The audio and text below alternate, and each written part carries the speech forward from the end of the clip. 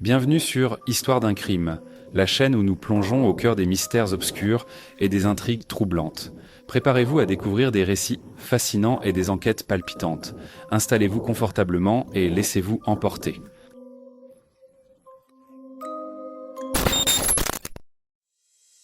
L'histoire commence dans l'emblématique État du Michigan, aux États-Unis. Célèbre pour ses grands lacs majestueux, son industrie automobile prospère à Détroit et son riche héritage musical grâce au label Motown. C'est également un centre académique de premier plan, abritant des institutions prestigieuses comme l'Université du Michigan. C'est dans ce cadre diversifié et dynamique que se déroule notre récit. Au cœur de cette histoire, une mystérieuse disparition. Une mère ayant grandi dans une ferme du Michigan disparaît de manière inexpliquée. Née le 22 juin 1972, Tara Lynn Grant a passé son enfance entourée de la nature, adorant les chevaux et aidant ses parents avec les animaux de la ferme. Sportive et active, elle faisait partie des équipes de cheerleading et de basketball de son école et jouait dans l'orchestre. Après le lycée, Tara poursuit ses études à l'Université du Michigan, où elle rencontre Stephen. Leur relation fleurit et ils se marient peu après l'obtention de leur diplôme. Diplômée en commerce, Tara décroche un poste dans une grande entreprise internationale, l'amenant à voyager fréquemment. Stephen, de son côté, rêve de politique mais se retrouve à travailler dans l'atelier de fabrication d'outils de son père après la retraite de son mentor, un sénateur d'État. 4 ans après leur mariage, le couple accueille une fille, suivie d'un fils 3 ans plus tard. Avec l'arrivée de leur second enfant, la famille s'installe dans une maison cossue du comté de Macomb, près de Détroit. Tara gravit les échelons de sa carrière, mais ses déplacements constants laissent Stephen en charge de la garde des enfants. Il jongle avec son emploi flexible dans l'entreprise familiale et les responsabilités domestiques, jusqu'à ce qu'ils embauchent Verena Dierkes, une jeune fille au pair allemande de 19 ans, pour les aider. La présence de Verena apporte un soutien précieux à la famille, permettant à Tara de se concentrer sur sa carrière florissante, tout en maintenant un semblant d'équilibre familial. Stephen trouva le temps de devenir entraîneur de football pour les jeunes à temps partiel. Malgré une situation financière confortable, l'absence constante de Tara créa des tensions dans le couple. Tara n'était à la maison que le week-end, ce qui entraînait des disputes fréquentes. Elle espérait qu'une future promotion lui permettrait d'ajuster son emploi du temps pour être plus présente. Mais pour l'instant, elle voyageait sans cesse pour le travail, souvent à l'étranger, jusqu'à ce qu'un événement bouleversant survienne le jour de la Saint-Valentin. Le 14 février 2007, Stephen appela la police pour signaler que Tara n'avait donné aucune nouvelle depuis 5 jours, ce qui était inhabituel. Il expliqua que le 9 février au soir, Tara était revenue d'un voyage d'affaires et lui avait annoncé qu'elle repartirait le lendemain après une nouvelle dispute. Elle fit sa valise et peu après, Stephen l'entendit parler au téléphone, mentionnant un rendez-vous au bout de la rue avant de partir en voiture noire. Depuis, aucun contact. Tara ne répondait à aucun appel. La police se demanda pourquoi Stephen avait attendu 5 jours pour signaler la disparition.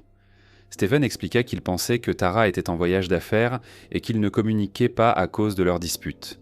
Cependant, les jours passant, il s'inquiéta car Tara appelait toujours ses enfants, sauf cette fois.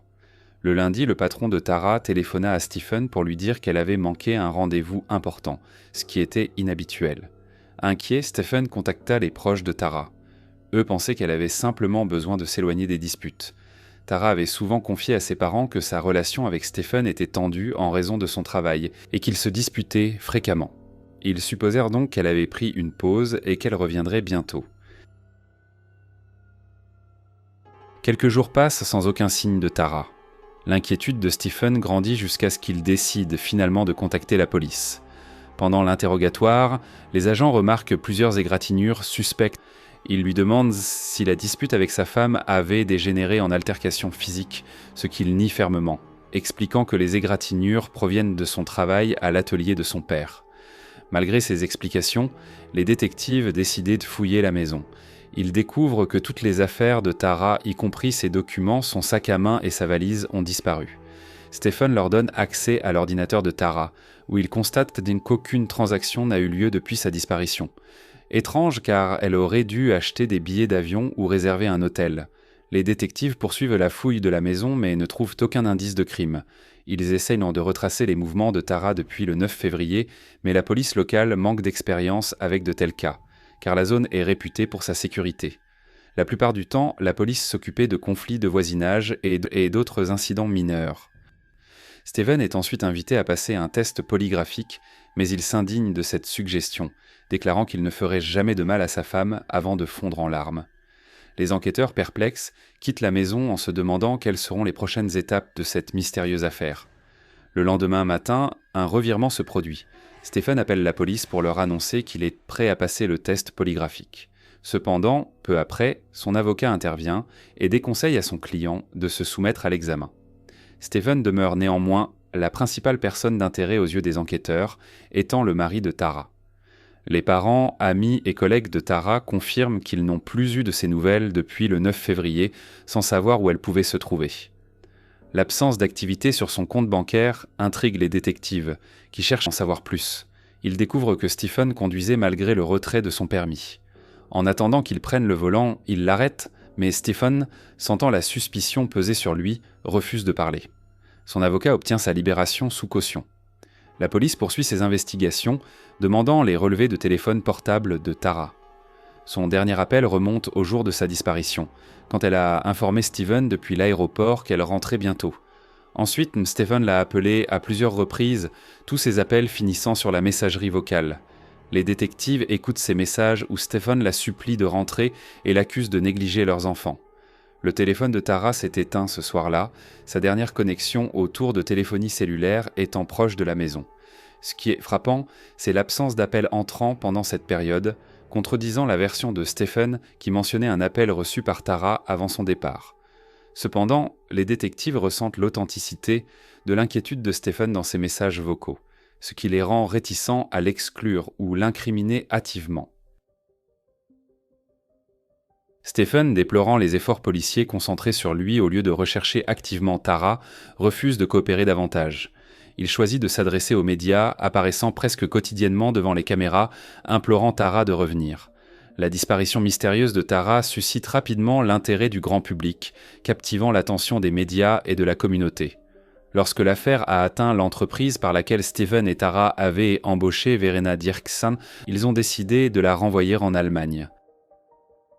Avant de partir, Verena a fait une déclaration à la police, parlant positivement de son séjour chez eux.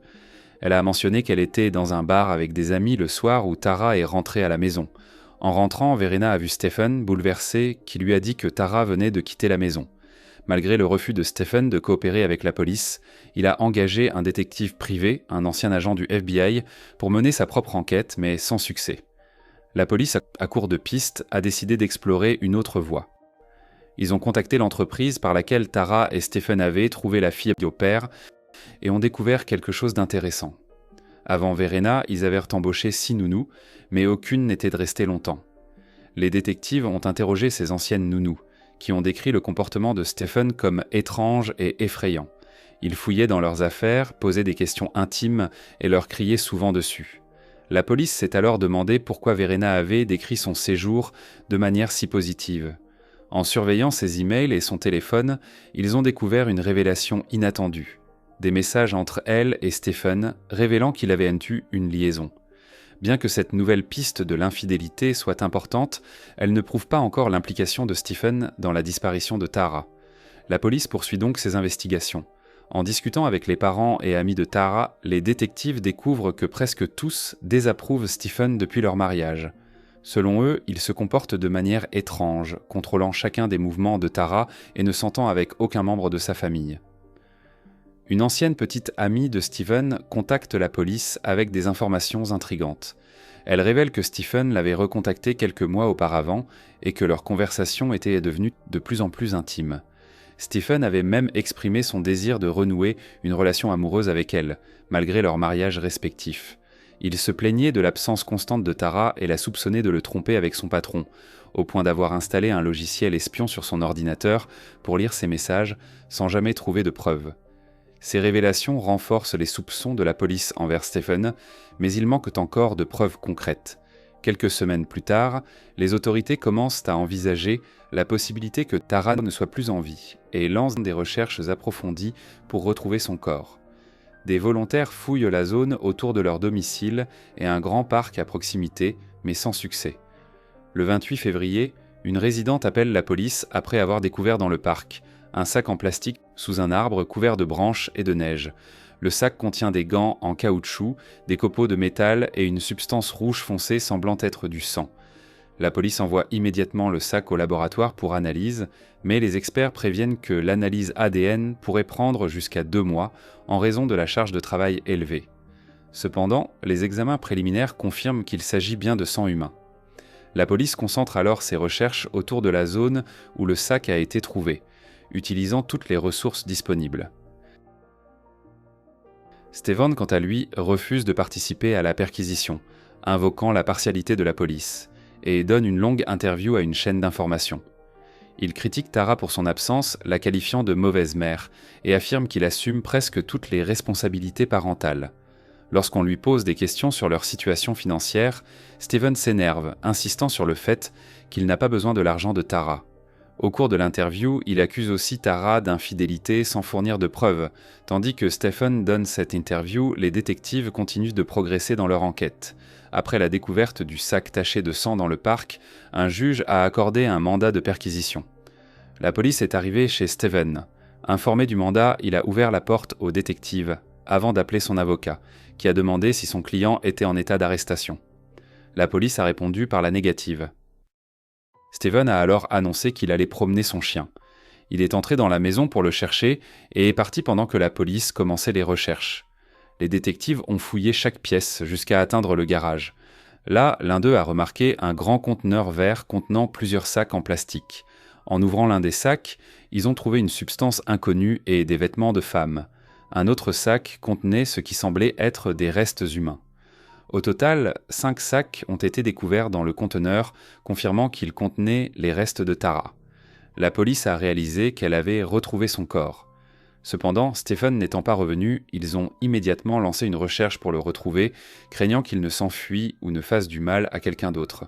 Pendant ce temps, les agents ont appelé des renforts pour fouiller le parc, car seule une partie des restes de Tara avait été retrouvée dans le garage. Plus de 100 agents des districts voisins ont été dépêchés pour aider aux recherches, et leurs efforts ont rapidement porté leurs fruits. À plusieurs centaines de mètres de l'endroit où le sac a été découvert, les enquêteurs ont trouvé d'autres parties du corps, y compris la tête. Grâce aux basses températures, les restes étaient bien conservés, permettant de confirmer qu'ils appartenaient à Tara. Les recherches ont continué jusqu'à la tombée de la nuit, puis ont été suspendues jusqu'au matin. Pendant ce temps, les détectives tentaient de localiser Stephen sans succès. Ils ont contacté ses amis et l'un d'eux a révélé que Stephen l'avait appelé pour l'informer de la perquisition et lui avait demandé de venir le chercher. En chemin, l'ami a remarqué que Stephen semblait effrayé, ses mains tremblaient et il paraissait au bord de la dépression. Arrivé chez l'ami, Stephen a demandé à emprunter sa voiture pour aller voir ses enfants, qui étaient sous la garde de sa sœur dans un autre état. L'ami lui a prêté son pick-up et Stephen était parti. La police a suivi les transactions de son téléphone et de ses cartes de crédit, constatant que Stephen avait retiré de l'argent à plusieurs reprises en se dirigeant vers l'état voisin. La police s'est immédiatement mise en route dans cette direction. Dans le même temps, un événement inattendu s'est produit. Verena Dierks, la fille de beau-père, a appelé la police pour leur dire que Stephen venait de l'appeler et lui avait avoué avoir tué Tara. Selon Stephen, la dispute ce soir-là avait dégénéré. Tara l'avait giflé, ce qui l'avait mis en colère. Il l'avait poussée et elle s'était cognée la tête en tombant, entraînant sa mort. Pendant plusieurs heures, les enquêteurs ont fouillé la zone le long de l'autoroute menant à l'état voisin et ont rapidement découvert la voiture de l'ami de Stephen, abandonnée près de l'entrée d'un parc national. Stephen, cependant, restait introuvable. Les policiers ont exploré le parc et, grâce aux caméras thermiques, l'ont finalement retrouvé quelques heures plus tard. Il était allongé sous un arbre, vêtu de vêtements légers, au bord de l'hypothermie. Dans un état altéré, il parlait aux arbres et marmonnait des phrases incompréhensibles. Les policiers l'ont rapidement transporté par avion à l'hôpital. Malgré une température corporelle dangereusement basse, les médecins ont réussi à sauver Stephen, bien qu'il ait fallu du temps pour qu'il se rétablisse complètement. À l'hôpital, il a été accusé de meurtre et les détectives ont transmis l'affaire au tribunal. Le même jour, son avocat a refusé de continuer à le défendre, déclarant vaguement qu'il avait besoin de pouvoir se regarder dans le miroir le matin. Stephen a été assigné à un nouvel avocat. Pendant ce temps, des experts légistes ont examiné les restes de Tara. L'un des pathologistes les plus expérimentés du pays a conclu que la version de Steven ne correspondait pas à la réalité. Bien que Steven ait affirmé que Tara était morte d'un traumatisme crânien, la véritable cause du décès s'est avérée être un étranglement. Lorsque Steven a finalement repris conscience, les détectives se sont rendus à l'hôpital pour l'interroger. Il leur a raconté ce qui s'était réellement passé ce soir-là. Selon lui, après que Tara soit rentrée à la maison et lui ait annoncé qu'elle devait repartir plus tôt, une dispute éclata. Tara tenta de quitter la pièce, mais Steven l'attrapa et elle le gifla. Enragé, Steven riposta et l'étrangla.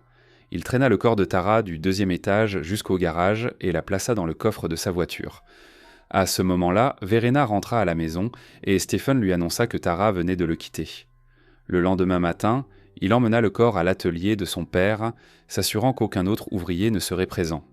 Stephen détruisit tous les documents et effets personnels de Tara. Puis, il a démembré son corps à l'aide d'une scie. Stephen a également mentionné qu'il avait vomi 2 fois pendant qu'il faisait tout cela. Mais il n'arrêtait pas de se dire que s'il ne le faisait pas, il finirait en prison. Plusieurs heures plus tard, il a emballé les restes dans des sacs en plastique, les a placés dans un conteneur et est rentré chez lui. Pendant les jours suivants, Steven a réfléchi à la manière de se débarrasser des restes tout en se créant un alibi. Il a appelé Tara à plusieurs reprises et a laissé des messages sur sa messagerie vocale, la suppliant de rentrer à la maison. Un jour, il a pris le traîneau à neige de ses enfants et s'est rendu dans le parc où les sacs contenant les restes seraient plus tard retrouvés. Il a placé le conteneur sur le traîneau pour l'éloigner des zones très fréquentées et a commencé à le tirer sur une colline. À un moment donné, la corde lui a glissé des mains et le traîneau a roulé. Le conteneur s'est renversé, répandant les sacs contenant les restes. Stephen les a récupérés et a finalement réussi à se débarrasser des sacs dans une zone reculée avant de rentrer chez lui. Quelques jours plus tard, lorsque la police a commencé à rechercher Tara, les détectives ont annoncé qu'ils lançaient une opération de recherche dans le parc. Stephen a paniqué. Il se souvenait que l'un des sacs, le plus grand, était assez mal caché et il craignait donc qu'il ne soit retrouvé rapidement. Il est retourné au parc, a récupéré quelques sacs et les a transportés à l'atelier de son père. La veille de son entretien, il a récupéré le conteneur chez lui, s'est rendu à l'atelier, a récupéré les sacs et les a ramenés à son garage. À sa grande surprise, le lendemain, la police a obtenu un mandat de perquisition pour la maison où ils ont trouvé les sacs dans le conteneur. Après cela, Stephen a avoué qu'une fois que sa culpabilité est devenue apparente, il n'avait pas prévu de se rendre vivant. Tout au long de son interrogatoire, Stephen n'a montré aucun signe de remords. Au contraire, il souriait et plaisantait, même en décrivant comment il s'était débarrassé du corps. Pendant que Stephen attendait son procès en prison, ses enfants ont continué à vivre avec sa sœur. Cependant, la famille de Tara n'était pas satisfaite de cet arrangement. La sœur de Stephen continuait à communiquer avec lui, se sentant désolée pour lui et plaisantant même sur le meurtre de Tara. Finalement, les proches de Tara ont réussi à faire en sorte que les enfants restent avec la sœur de Tara, Alicia.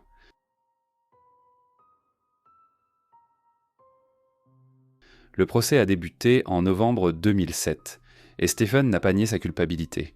Néanmoins, son nouvel avocat a tenté de plaider pour une peine plus légère, expliquant que Stephen avait commis le crime après de nombreuses années de problèmes conjugaux causés par les absences fréquentes de sa femme.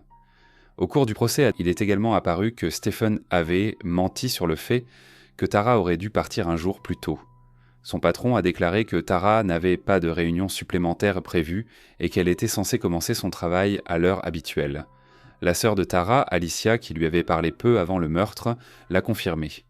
À ce moment-là, Tara lui avait dit qu'elle serait à la maison tout le week-end, comme d'habitude. Il n'y avait également aucune preuve pour étayer l'affirmation selon laquelle Tara trompait son mari. Son patron a déclaré que la relation était purement professionnelle et cela a été confirmé par leur courrier électronique et leur SMS. L'accusation n'a pas réussi à prouver que Stephen avait planifié le meurtre à l'avance.